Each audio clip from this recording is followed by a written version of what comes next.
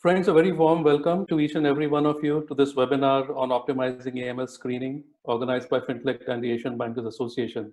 My name is Shirish Pathak. I believe I've met most of you online, at least at last month's webinar and the ones prior to that. But for those of you participating for the first time in a Fintelekt ABA webinar, by way of introduction, I had Fintelekt Advisory Services, and I'll be the moderator for the session today. At the outset, let me thank the Asian Bankers Association for their ongoing support to make these webinars tremendously popular and well attended. As you can imagine, the subject for today's webinar is very important and something that almost every bank would be trying to come to terms with, whether it is name screening or transaction screening. Most banks will already have subscribed to screening list providers, but there are practical aspects to the screening process that really determine whether a bank is really being effective and efficient in this area or not. So today, like in most of our webinars, we will try and provide practical insights from both sides of the table, a risk technology expert, as well as a couple of bankers, so that you can get a well-rounded opinion on this topic. The three presentations today will be followed by a Q&A session, so feel free to post questions using the Q&A button on your screen. The presentations will go on for approximately 1 hour in total, and then we will have around 15 to 20 minutes for Q&A. Our three speakers today, in order of appearance, are Douglas WOLFSON from LexisNexis Risk Solutions, DAYANAND PRASAD from Emirates and VIJAY Bank India, and VIJAY GOPALADESIKAN from Standard Chartered Bank Singapore. Douglas will make the first presentation, but before he starts, let me say a few words about him. So Douglas is Director of Financial Crime Compliance for LexisNexis Risk Solutions in Asia. He is based in Hong Kong and drives the strategy and product development of the leading risk tools used by the biggest banks in the world that help to mitigate financial crime compliance issues. He has 18 years of financial services, risk management, and international business experience. His experience includes leading risk management departments at the world's most recognizable financial institutions. Douglas, welcome to the webinar, and can we have your presentation now, please?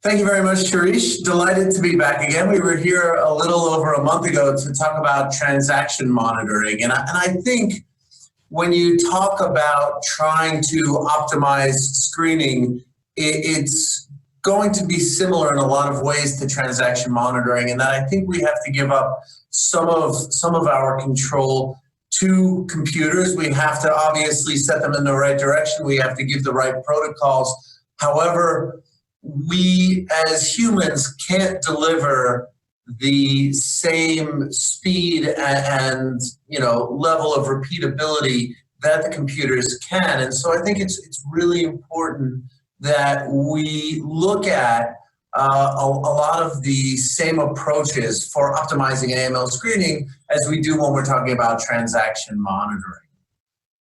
What I'm going to be talking about today is focusing on risk versus operational effectiveness, the compliance challenges that come with that, and also, get into detail on the false positive problem, because that's really where we end up spending the most amount of time with AML screening. I know it myself from my time as a relationship manager in banking, and it's really the biggest time suck for screening clients is spending that time on customers that you want to do business with, customers that aren't risky. However, they come up with a name match of some kind, and it's really the area that we need to find the most improvements, and quite frankly, that where we as vendors are working the most to try to find improved solutions and improved outcomes for our customers.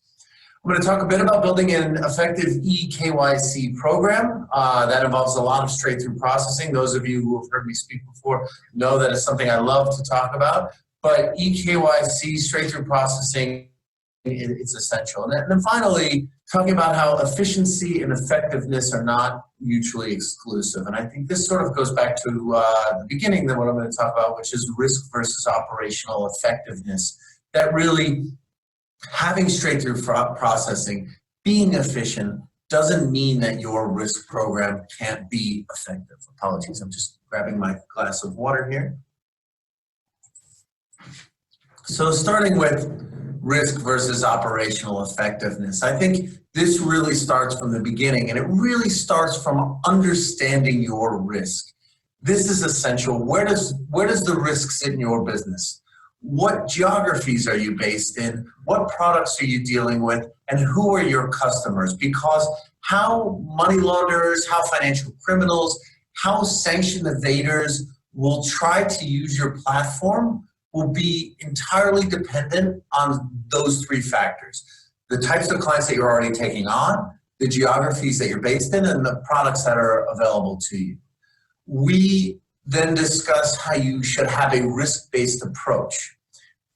There are really two major approaches to looking at the risk of a business. The first is a risk-based approach. The second is sort of a checkbox approach. And from our perspective, we never believe that a checkbox approach is appropriate because it's never flexible, and it never allows you to look at the risk in your business. And I think that AML enterprise risk assessment with the risk-based approach allows you to focus on your risk and be flexible with your risk rather than just being there to tick boxes and make sure that you are, ticking a box that may have nothing to do with your actual risk. And then the final bit is that technology assessment, and it's something we talk about regularly with our customers, and it goes back to what I was talking about is efficiency, is that the technology that you use is essential. I'm going to talk about it a bit on the next slide about how using sort of more people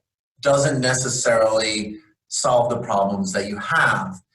And I think the important thing to note is the next set of bullet points, which is when you're doing that technology assessment and when you're looking at your risk-based approach, it's really important that you take the sort of machine learning model, the white box model, which looks at the way that you've assessed risk and then determines whether or not you've actually found the risk that you're looking for.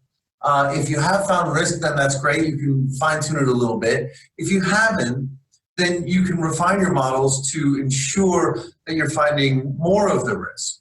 Additionally, when you're finding a lot of false positives, you need to refine your models to reduce those false positives. And I think this is one of the places where AML screening and being responsible for building out AML screening has advantages over transaction monitoring. And that's AML screening, you know what you're screening against. Either the person is the same person as the riskier individual, be it the PEP or the sanctions evader who's on an SDN list, or someone who's on an enforcement list. They're either that person or they're not. And so you have a lot of truth data when you're doing AML screening that you don't necessarily have when you're doing transaction monitoring, because transaction monitoring, you don't necessarily find out whether transactions were related to criminal behavior or not. Whereas sanction screening, PEP screening, you know by the end of the process whether that person is, a PEP, is on a sanctions list, is on an enforcement list, or they not. So you have the ability to refine your models to reduce those false positives as you go along much more easily than in transaction monitoring. And finally, and very importantly, you need to ensure that the workflow of the systems is efficient. I think this is obvious. I'm going to talk about it sort of in the next stages, but you really do want systems to speak to each other directly, and you want to make sure that you're reducing manual alerts, manual work, and you want to be clearing as many alerts as possible technologically, so that your human investigators can focus on where the real risk is and not where there are false positives. When we talk about straight-through processing versus manual labor, this is essential. And I think, over the past decade, as banks were hit with fines for not having appropriate sanctions programs, not having appropriate AML screening programs, people were thrown at the problem. Compliance departments grew, more bodies were added. This was a very simple way to do it. Especially when you're hiring at a junior level, to go out and hire 100 junior people is easier than doing what it takes to do a technology assessment or risk assessment of the business and getting it right.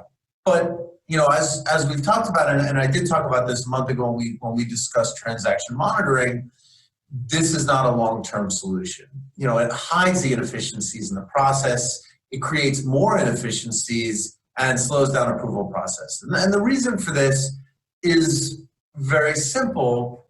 If you have an inefficient process, as you grow the business, those inefficiencies don't go away when you add more people. So you can't add an infinite number of new people. Eventually the business gets too large and you need to solve those inefficiencies. You need to stop papering over the cracks and fill the cracks to make sure that you have a good process and you're getting the appropriate risk-based answers back, the solutions back.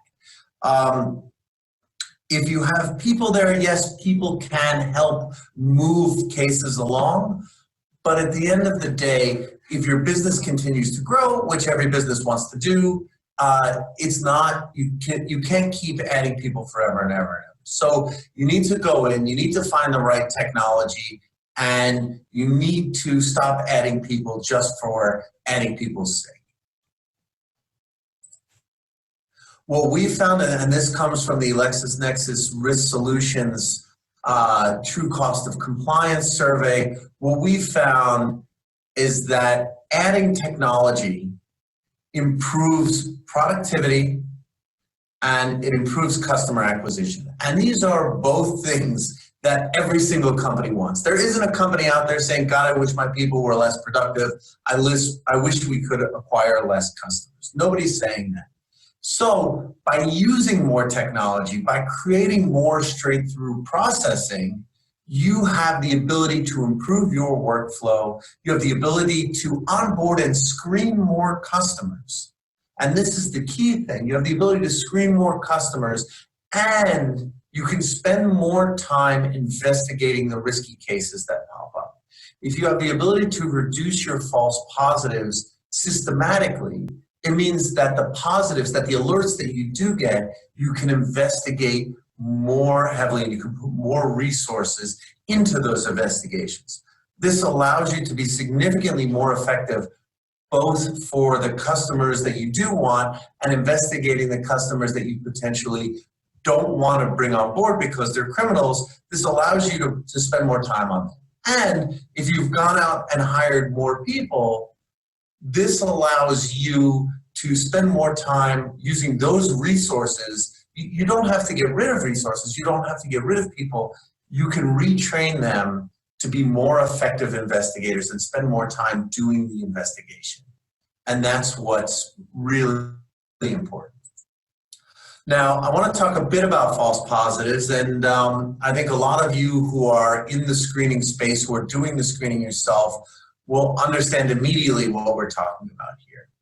When you do a screening of a portfolio, roughly 75, look, it could be 60, it could be 80, but roughly 75% of your customers will come back with no match on any list. And that's lists of PEP lists, that's sanctions lists, that's enforcements lists, adverse media, all of those lists, you'll come back with no match. And those are customers that you do want. They're not at risk of being a criminal. They don't exhibit, they don't have a name match to any criminals. And so you want to onboard them, you want to do business with them. Roughly 24.9999999%, and here it's represented with 24%, but it's significantly smaller than that or larger than that, is false positives. And these are people who have name matches to either politicians, to people on sanctions lists, to people on enforcements lists.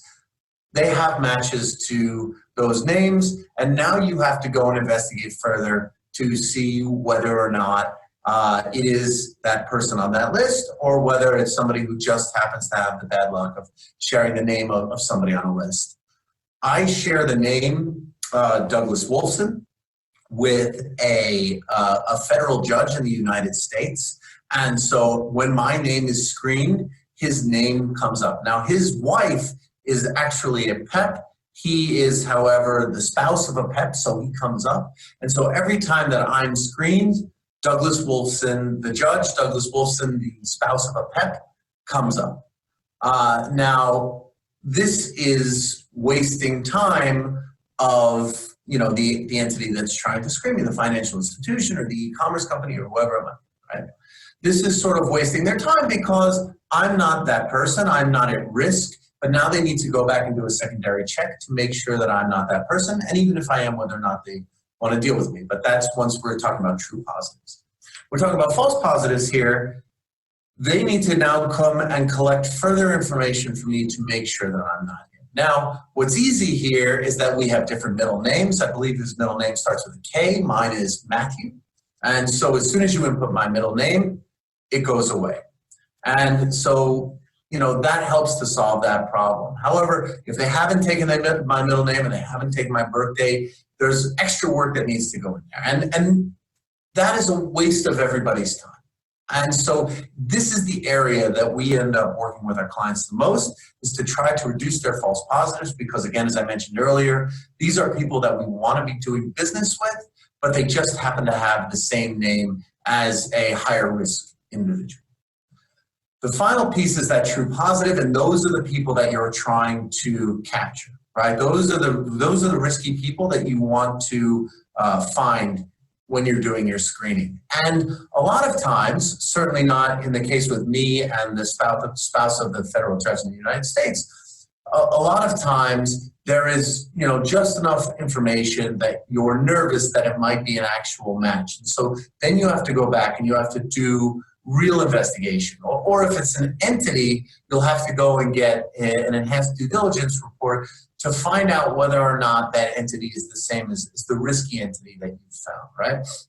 And so this is when we talk about straight-through processing, when we talk about the ability to do more with less, this is where technology is the most important, because you want to be using your human resources to investigate the potential real risk rather than using your human resources to investigate level 1 alerts.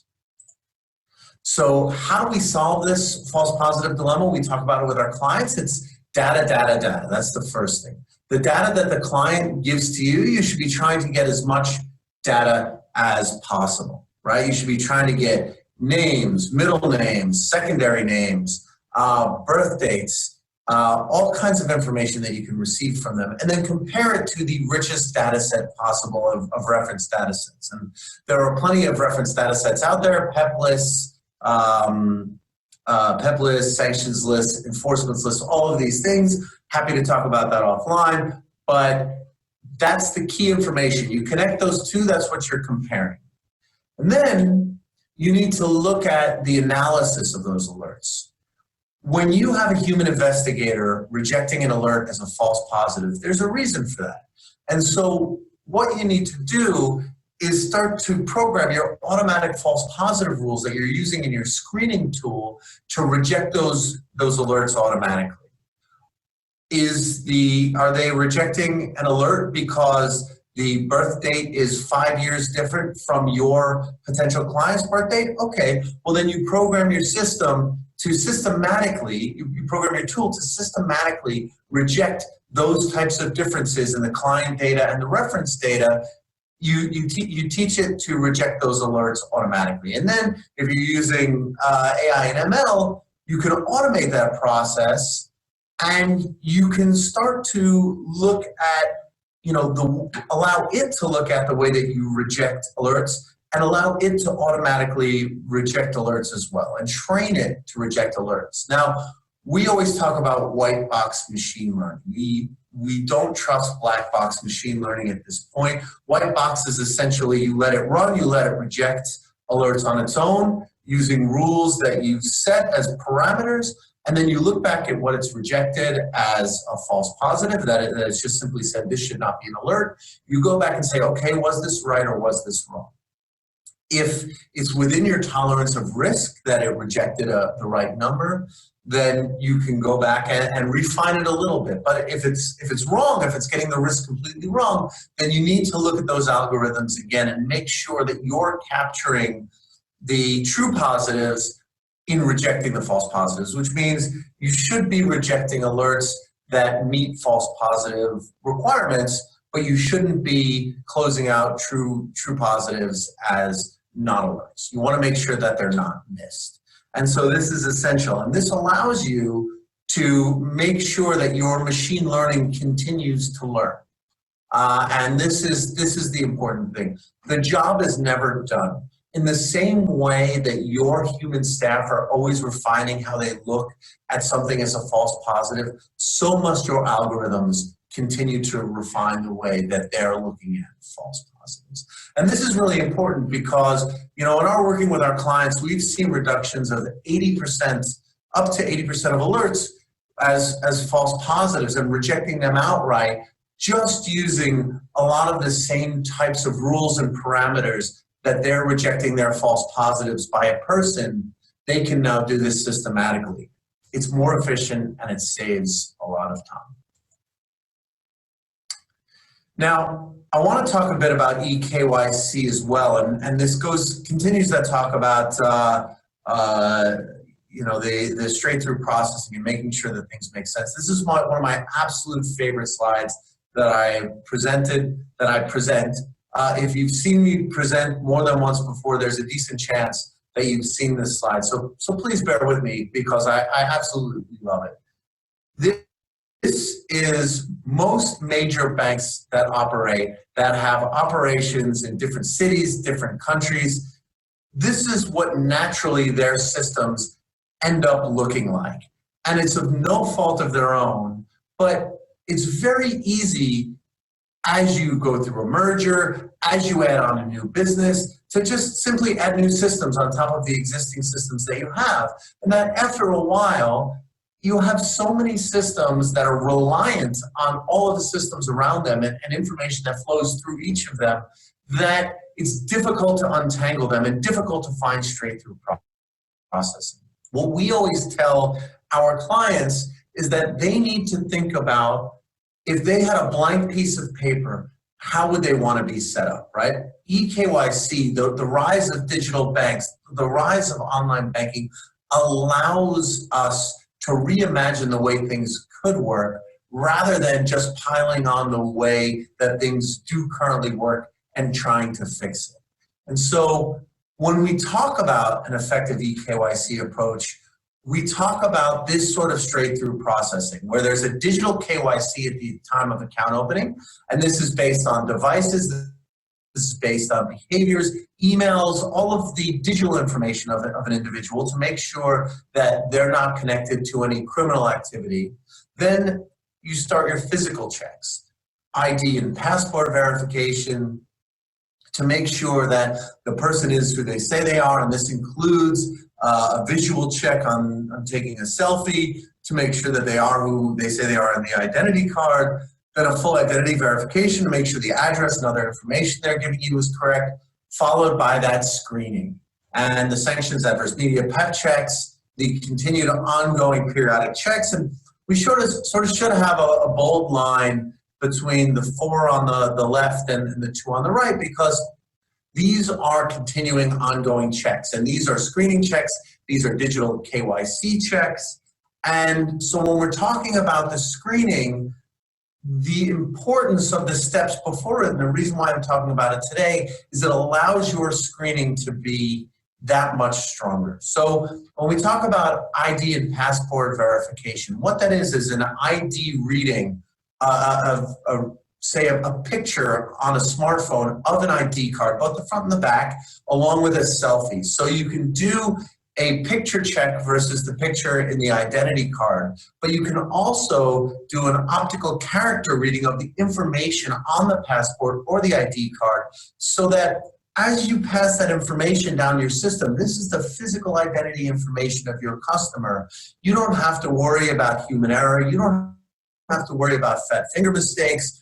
You can pass that information straight down. And so you're doing those checks, the sanctions screening, the adverse media screening, the PEP screening, all of that screening based on the information that's in the ID card directly, and you don't have to worry about human error, and you don't have to worry about fat finger mistakes, as I mentioned, but on top of that, it's straight through processing. So you're saving time and effort to pass the information flow through, and so things speed up and are significantly more effective. And so that's why we talk about this entire e-KYC approach, because it actually makes your screening, your AML screening, easier and faster, because it's doing a check on the ID or passport to make sure that it's not a fake ID card. It's doing a check of the picture versus the person who's putting the phone with liveliness checks. Picture who's applying on the device at that time. It's doing those checks, so you know you can trust the identity check of that person, which means you can trust the optical character reading. And where we found a lot of value in this is we were working with a customer once, and they weren't using the optical character reading of an ID cards, and it was in Singapore. And so what they were finding was they were getting a lot of false positives on their AML screening because the transliteration of names means that there are a lot of different ways that a name could be transliterated that were similar sounding. However, the characters in Chinese were completely different. And so if they just took the optical character reading of the Chinese characters and they screened for those characters rather than the English transliteration, they would have a lot more success rate and they could reduce their false positives. So having a full effective e-KYC approach is essential. Just some sort of final notes as we begin to wrap this up. Straight through processing is essential. You can be efficient and effective. Less human touch means faster onboarding, less opportunity for human error, and when you have to deal with less basic false positives, happier clients and happier staffs. Both your compliance staff who's doing the screening and your business staff that is seeing their clients onboarded faster, everybody's happy. White box machine learning, artificial intelligence allows for better monitoring. It allows for a reduction in false positives without an increase in false negatives. And I think that this is really the most important part for all of you out there who are considering it. And the reason for this is, again, you're checking against the name, so you have the ability to go back, look at the truth data, look at why your system rejected something as a false positive, and either if it was the correct decision, then you continue to do that. If it was the wrong decision and it should have been a true positive, it became a false negative, you have the ability to go and tweak the algorithm so it doesn't make that decision, doesn't make that mistake anymore. And then the most important thing is your staff can then focus on the real risk, allowing your human staff to use their decision-making capabilities to look at real risk rather than doing the busy work of reducing false positives. So just a couple key takeaways as I pass it back to Shirish. Focus on the risk. Understand your business risks up front and build your processes around that risk and not the other way around. Use your technology to reduce the strain on your team members and allow them to focus on the real risk rather than doing the busy work of first-level false positive reduction. Focus on efficiency. Look at how you can streamline your business. Think about if you had a plain whiteboard or if you had a blank piece of paper, how would you build your business? How would you implement straight-through processing? How would you feed your information from one system to the next so that you don't have to have one person who takes information from one system, turns around to another computer, and types it into that computer? And then finally, focus on technology. Deploy the tools that reduce your false positives, increase your ability to focus on risk, and I apologize, it is very rare that we will have spelling or grammar errors in my presentations. I'm a bit of a stickler of that, but increase your ability to focus on risk and don't focus on passing information from one step to the next in your process. That's a waste of your people's time. Focus on the risk and allow the technology to pass that risk on from one step to the next. And with that, I will pass it back to Shirish. Thank you very much.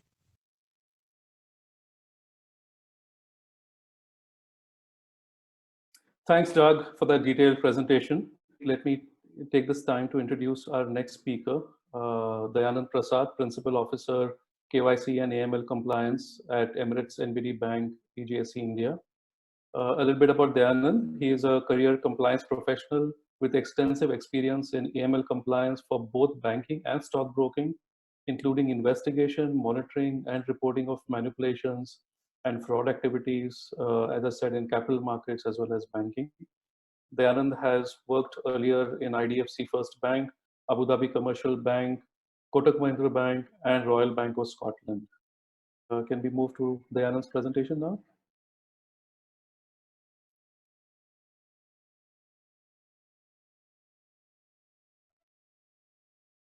Hi everyone, and thanks Shirish for inviting me for this seminar. So let's start. So to basically understand AML screening, which would look into a customer onboarding process, which would look into an ongoing screening process, transaction screening, and in case of transaction monitoring also, there are certain type of red flags or scenarios which will overall be impacted by my list management or screening process as well. So these are the basically broad points which generally in an overall screening cycle is impacting the screening of the customer or the transactional information of the counterparties as well. So, and why it's important to understand that there is an underlying risk. If it's not adhered properly, we might be dealing with some sanctioned entities, a negative information person, or a person or an entity who is barred from any banking transactions. Might be because of the regulatory issue, might be of the sanction issue, might be if the bank itself has an internal list or a blacklist or a grey list, which they feel that they should not do business with, and ultimately they end up in, if they do not have a proper AML screening process and systems, and which can address to the risk which is emanating out of the screening requirements. Going to the next slide. So effective means whether I am not missing on some relevant information which I should have captured. Efficiency is not that I am not investing a lot of manpower or timing or resources on something which is not very critical or does not carry any risk even. So to ensure that, to understand that, first thing that has to be understood is the data profiling and the quality of data that an organization has. When I say data profiling, it's a very broad term that also includes my list understanding, profiling of my customers, whether what type of data that I have, whether I have name, date of birth, all the credentials flowing properly into my is quite linked with my AML screening system or screening of the customer data. All these type of information are taken care well or not. Now that is one part of it. Now coming to the validations and threshold analysis. So say for example the thresholds. There are some systems of screening systems which are very basic. They are like they will give the percentage of match rather than they will say this appears to be a match based on the fuzzy logic. Most of them will give you near to the same result, but not exactly always the same. Now, what if the organization has two different screening models? Which one for the two different systems, because they are catering to two different type of customers itself. But I should not miss on the risk that is there. So the thresholds have to be understood based on the type of customers, type of product, type of geographies as well. So all those things will definitely bring more effectiveness and efficiency in the system. So the impact of the list that is there. So say there is a list that suddenly will come and has to be implemented. Whether that list has to be implemented across the segment or it is for a particular type of entities only. Whether, so say for example, I have a list which carries only company's information. Do I need to screen it against the constitution type of the customer which is not a company? Answer is no. But whether my system is doing it so, answer is not very clear, because generally it's name to name, individual and non-individuals, or individuals or entity. So what type of efficiency that I need to bring? I'm not talking about the AIs and the MLs, which are also critical these days with machine learning and the artificial intelligence coming in and all those type of things, which do help to obviously enhance the efficiency and effectiveness. But I'm talking from the fundamental things which first has to be set right to make all best of the technologies to give the best of the output. The impact and the analysis of the changes that has to be done and understood before we implement any kind of changes into the system. So say, for example, I have a list of directors who have been debarred from doing any list of directors who have some negative information. Now, do I need to screen it against all my financial inclusion type of customers? Probably that's a call that bank has to understand. What type of segment it is, what type of risk it is. So that is very important. Whether the list that I have that has been subscribed by the bank is applicable. So say, for example, is applicable to my bank is predominantly domestic bank. 90% of the customers are from that domestic geography. So do I need to screen them against the other lists which are not regulatory in nature? Probably that's the call that bank has to take. But to understand that whether the risk is there, obviously the risk is lower because that list matches. So say, for example, nothing against a country or so, but say, for example, an individual who has been part of a financial inclusion group of that customer, his name is matching to someone who is based in Thailand. And that list has been related to something else, but that's just name match.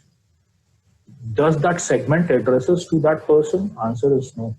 So the bank has to also do a data profiling and understand the customer demography very well to make the system effective. Otherwise, if I take say 2 million records and screen against all my customer, I will end up in having a huge number of hits. There are low aliases match. Whether those type of list is important for me to screen, answer probably is no, because I just have a name. But again, that's a call that every bank has to understand the risk and take a call. But if just there is a name, I don't have any other attributes, how do I manage? What would a bank do to make that there is no risk? Until unless there is a sure shot information that this is what the risk is. So that has to be very well understood. So sometimes the list itself doesn't have any name. Some regulators or law enforcement agencies give you a mobile number, someone give you just some national ID number. They will ask you to scrub against the customer database and say that you have a customer or not. So at that point of time, it is taken care. What if tomorrow the customer comes and because the logic is built against the name, do I cater to the list which only has attributes other than name? And these are the matches which are 100% true matches. Also, to make the efficiency and effectiveness, robust list management process is very important. Now, the reason is that there are multiple sources of lists and multiple formats of information. It can be through email, it can be through hard copies, it can be through PDF files, it can be through structured information, it can be in XML, it can be in Excel, it can be a third-party structured information. So to understand all these challenges, there has to be a process around it and a centralized way and near to automated way. I won't say 100% because it will again vary from organization and country to country. But as far as possible, optimum automation of this management process has to be done. It's not just the screening portion, because that would help in monitoring and reporting as well. The more the manual process, is the higher the risk of errors or misouts. There are certain types which is probably a system generates the hit, it goes to the first level, and then it goes to the level 2, and then final call is taken. Make a checker, override principle, and all those things are there. But invariably, out of experience, it was understood that if this is the type of a hit, it 100% goes to a level 2, or it 100% goes to a business for reference.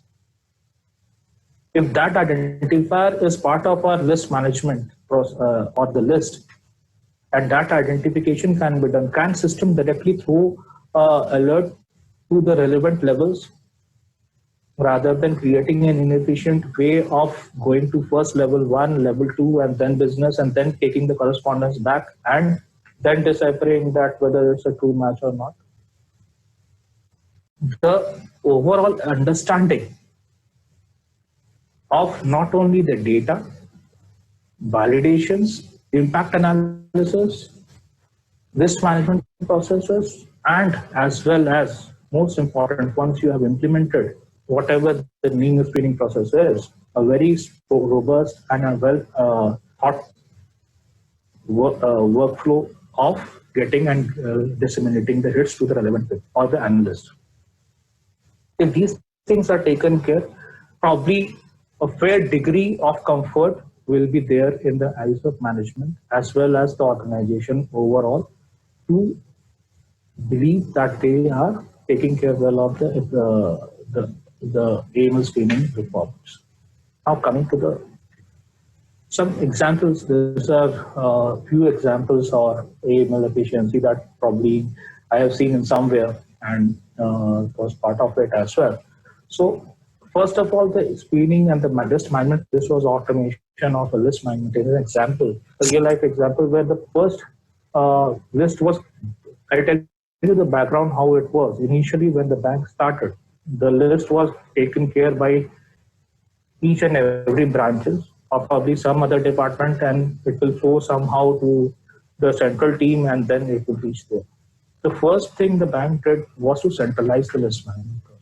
The moment you centralize it, you know that the focal point is that department will take care about the list management. So that department receives the list, they do the basic screening, then they will also update the list or they will provide the information about that, and then to the central team where they will probably look into the list management, whether the list is worthy enough to be uploaded to the overall grey list of the bank. I'm talking just about the internal list, not about the vendor subscribers.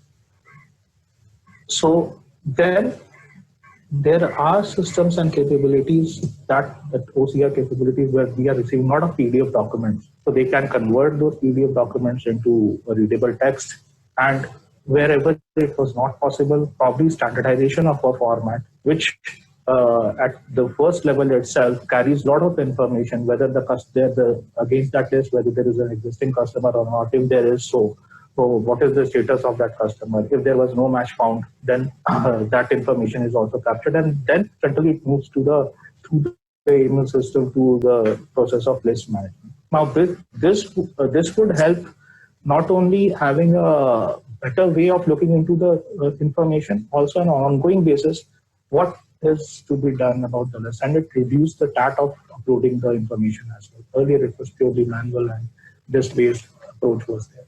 So then there has to be also, while these things, a list is given to a central team, there has to be a workflow around the system, automated manner, so that one or that organization is aware about that necessary sanity checks have been carried out before you push into a system.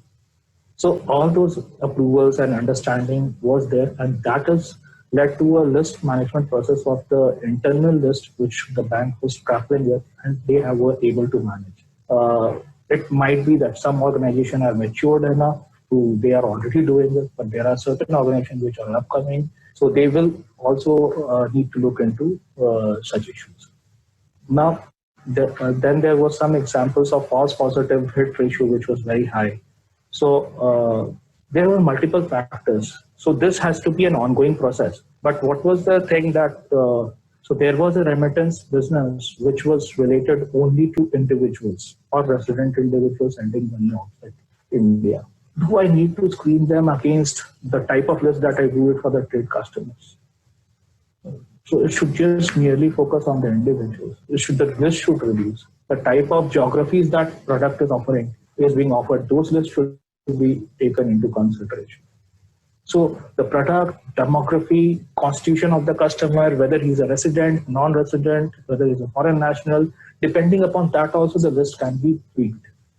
The risk, because it varies from a foreign national, obviously will have to be screened against a larger list compared to a resident individual who is predominantly just has a domestic transaction.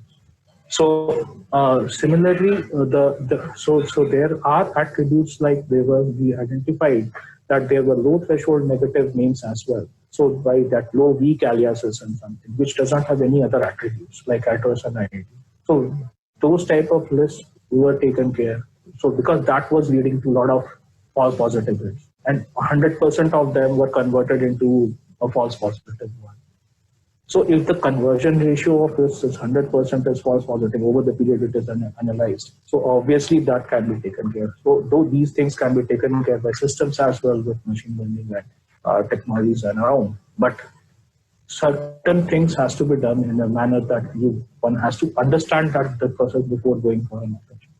Then assignment, that's what I told it. Assignment of hits and was tagged to or hits or the risk was tagged to the based on the risk categorization or the type of tagging that was done to the hits or the alert. So if it's related to sanction, it would directly go to level 2. If it is related, so if that hit has a reference which says that if there is a 100% match against this name, straight away refer to business for additional information EDD to be conducted. So in such cases, that has to be taken care. Then there was a process of periodic review of algos, customer data quality vis-a-vis what we were having. So the way I said that initially, there was huge activity that we had to do in case of cleaning of the customer, when the company name was featuring, against which there was the name that was appearing as with an additional information that the regulator had provided us with the SIN number of the company, which is a unique number to each and every company. Now, if I have that number, why it's very easy for me to have it in my database. But if the customer data does not have that, probably then it's a very tedious task. So we ensure that going forward that such type of information is being captured appropriately in the system. So obviously it reduced a lot of false positives. So there are a lot of techniques, and probably out of experience also the things can be worked around. Once a level of manual understanding or manual work towards the automation and a level of degree of processes, MIS has been set through, probably that would then probably a systems like machine learning and also that can pitch in. But there are certain ways that even without that also, I'm not saying that they are not efficient, they are easier, they can easily be implemented and be productive as well. But the point is that if there is a constant, there has to be a solution around it, and both that has to be well understood. So, thank you. Dayanand, thanks for that presentation. Our last speaker for today is VIJAY GOPALADESIKAN, Head of Financial Crime Compliance Screening, Product and Risk Management at Standard Chartered Bank, Singapore. VIJAY has spent almost 2 decades in the financial services industry and has been based in Singapore since 2015. In his current role at Standard Chartered Bank, he is responsible for all filter configurations, algorithms, rules, advanced module setup such as stripping detection, decision reapplication, etc., and his data analysis. Before Standard Chartered Bank, VIJAY was at ABN AMRO and thereafter at Royal Bank of Scotland. He holds a double master's in business administration and computer applications. Can we move to VIJAY's presentation? A very good day to everyone. I'm going to talk about the how part of screening, as this will nicely tie in with one of the core topics for today, which is effectiveness versus efficiency. Up to a certain degree, without making any compromise to effectiveness, efficiency could still be achieved, and that should be the primary focus for all the financial institutions. I would like to spend some time focusing on that first before delving deeper into other areas. First and foremost step would be to define the list of message types that must be considered for screening. There are message types ranging from 100 to 900 series. Not all messages are required for the purposes of screening, but what is critical is to have a documented position as to why you are considering certain message type for screening and why you are ignoring certain message type for screening. Then the next step is screening of domestic transaction. It could be another consideration. Is there even a regulation in the market where you are operating which mandates screening of domestic transactions? Or is the market where we are operating is too risky, that is susceptible to financial crime, which could therefore necessitate domestic screening? Make that determination first.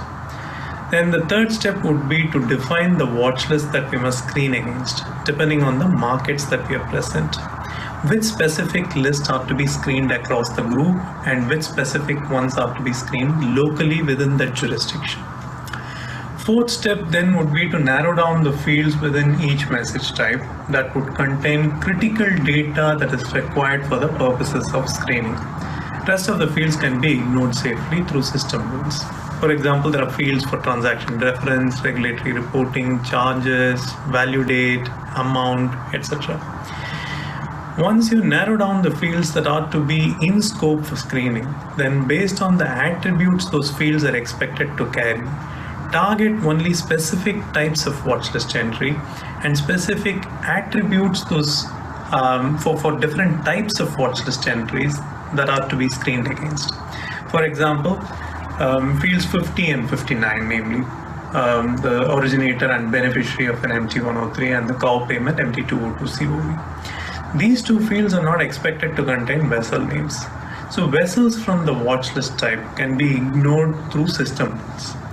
Similarly, in non-SWIFT transactions, where you have designated fields to hold address, International Maritime Organization number, the IMO number for the vessel, etc. So other than certain specific attributes from the watch list, remaining ones can be safely suppressed via system rule. So once these basic setups are in place to derive the efficiency, then the next major step is to understand the configurable settings available in the screening tool which can control the fuzzy variations. This is where screening standards defining the risk appetite for a financial institution would help. At the end of the day, it is all about the assessment of risk versus reward. Right? More fuzzy the logic is, more variations the screening tool will catch. Risk-based approach plays its role here. What depth of a variation does your screening tool is expected to catch? Financial institutions must hold a very clear documented position with appropriate rationale based on the testing they've done with their own data. I'm sure you all would have heard about the fines from OFAC during recent times, right, for Apple and Amazon, where their screening tool did not catch certain fuzzy variations. This reinforces the fact that the testing requirement is not just one time, which happens prior to the implementation. There should be an ongoing program with all three lines of defense, periodically testing the system capability to ensure the tool is operating effectively with all the customized configurations and rules that we may have added over a period of time. So the other basic technique that I didn't touch upon is to reduce the noise through regular tuning, through rules and good guys, right? Good guys is synonymous to suppression list, whitelist, reference list, however you call it. Another important aspect that I wanted to touch upon is about screening transactions for sanctions concern, where we must have a capability to detect sanction circumvention real time. What I mean is, if there is a resubmission attempt of a transaction, that was rejected for the involvement of a sanctioned party in the past. And now if they make some sort of an amendment or alteration by removing the text that originally led to the transaction being stopped by the filter, how do we detect such attempts, especially real time? There aren't many tools in the market that offer this advanced functionality, but where it is available, where this capability exists, here again, risk versus reward assessment is critical. While there could be several different ways to do the circumvention, the configurations that we define in the system can only focus on certain specific typologies that we generally observed. It cannot be a catch-all type, right? While so far what I've summarized are some basic approaches to achieve efficiency from screening, there could be other machine learning and artificial intelligence tools that can further enhance the results by optimizing the output that screening tool offers. Reapplying the previous decision, we call it as decision reapplication on similar transactions, is one such capability. It's a machine learning capability that could offer a lot of assistance. Okay, now after having spent the last few minutes on transaction screening, let's now look at what we can do for name screening. So unlike transaction screening, in name screening, the data is more structured and the quality of the data can be relied upon, as you know, the data generally is captured post the customer due diligence and all the know your customer checks, right? However, the biggest challenge is the volume that the system must handle for name screening.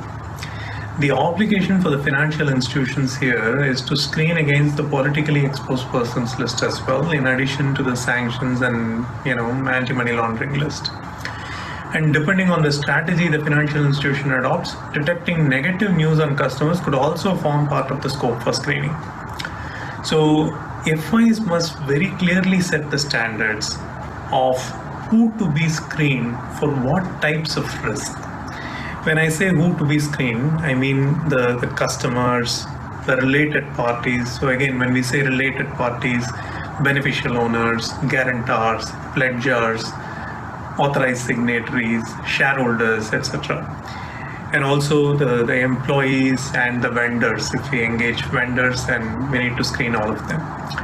The standards must also say how periodically the screening must be done against different types of risks. In what periodicity these periodic runs should happen. Against sanctions list, PEP list, money laundering list, including negative news, right? Invariably for PEPs and negative news, financial institutions generally source the list from one of the data service providers, and typically these lists hold more than a couple of million records at a minimum, each for PEP and adverse media, right? So it is important to first narrow down the scope of PEP and adverse media list based on the financial institution's policy standards. There could be several different categorization of PEP present in the list, and likewise several different categorization of adverse news articles present. Try and align with what your organization or what your policy standards prescribe. Once you've done that, then the system must be set up to do targeted screening. For example, name field in the customer record can be set up to be screened only against name and the alias field in the watch list, instead of all the different attributes that are present. And we can also do the screening based on the customer type. That is, when you have individuals in the customer record, screen it only against the individuals in the watch list. And likewise, companies to be screened against companies. We can further narrow it down on the name matching by going for gender differences. We could also set up tolerance for the differences in date of birth between customer record and the watch list. When the difference breaches the tolerance, name match could be discarded. But setting up some sort of tolerance is critical. Criteria cannot be set as exact, given that there could be a margin of error on the watch list side. In fact, I wouldn't even call that as an error. In the public source, generally age is what is recorded. So depending on the timing of the year, when the year of birth is calculated, there is always a possibility of the year going off by plus or minus 1 year. So it is important to allow some amount of tolerance here. For PEP and negative news screening, where there are millions of names and the possibility of multiple individuals carrying same or similar sounding names leading to more fuzzy variation matches, we may have to narrow down the results by considering country information as well to decide on a name match. This will reduce the false alert percentage quite significantly. The other option is to discard a name match basis the ID difference, provided same type of ID is present on both the sides. Generally, national ID is used, or in the case of India, PAN number could be used, social security number. All these are unique IDs that can be used for comparisons. Passport number should not be used here because it is not unique and can change post expiry. So in fact, even with national ID, certain countries have changed from their legacy format to new format. And when we use these features, we must be sure of all these nuances and build the logic accordingly. It is not like one size fits all. Then this is again, it is all subject to the capability of the screening tool. If these checks are not possible, then the alternative is either to change the screening tool that can offer all these, or to deploy a machine learning or an artificial intelligence tool on top of the screening system. And more importantly, I forgot to mention that for periodic batch screening, if the screening tool works with the concept of remembering and reapplying the previous decisions, it is very important to carefully determine the set of attributes that system must consider for the alert to reopen on the customer side as well as the watch list side when they undergo any changes. This is another area where things could go wrong. While most of what we have seen so far are deterministic way of resolving the risk event, artificial intelligence tools can resolve them through probabilistic approaches as well, through scoring mechanism in general. But if you have rich data available in your customer record as well as in the watch list, then you don't really need the artificial intelligence tool or its probabilistic approach. But the bitter reality, whether we like it or not, is non-availability of personal identifier information in both the financial institution side as well as the watch list side. On the financial institution side, when it is a related party, there may not be adequate personal identifier information captured. Similarly, on the watch list side, over 50% of the data will not carry date of birth information, or for that matter, any other unique identifier. This is prevalent for secondary PEPs or relatives or close associates of the primary PEPs, where you don't see their information available in open domains, right, in public domain. And even for some primary PEPs in certain markets where there is data privacy restriction, you won't find their data in public domain. So this is where the probabilistic approach becomes critical. Here, how probable the individual in our books being the same as the one recorded in the watch list is what is assessed by these AI tools. An equally important consideration should be around the risk exposure of dealing with that party. This can all be achieved through scoring, right? Based on name matching. Is it a full name match including the middle name? How common the name is from that region? This is all with the name matching capability, right? Then you also will check what sort of role the individual holds. Is that role prone to bribery and corruption risk? How senior the position is, etc. Right? All this could be considered. While all these are approaches that can be considered to reduce the false positives, what is critical to ensure is the quality of the data of the customer records as well as the watch list. It is pivotal that a proper oversight program is set up by the financial institution to check on an ongoing basis the effectiveness of the screening tool, the quality of the customer data, as well as the watch list data. And more importantly, if we use any artificial intelligence or machine learning tool, we must test it independently on an ongoing basis and understand its boundaries. With that, I'm concluding this session.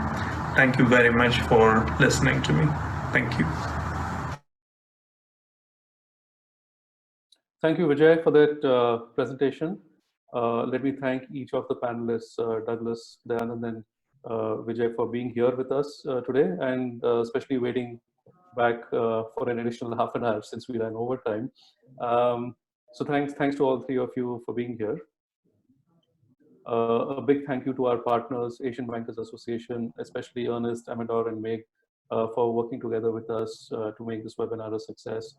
So we look forward to seeing all of you again at the next Fintelekt ABA webinar. With that, let me close today's session. Have a great day ahead, and I look forward to seeing you again at the next one.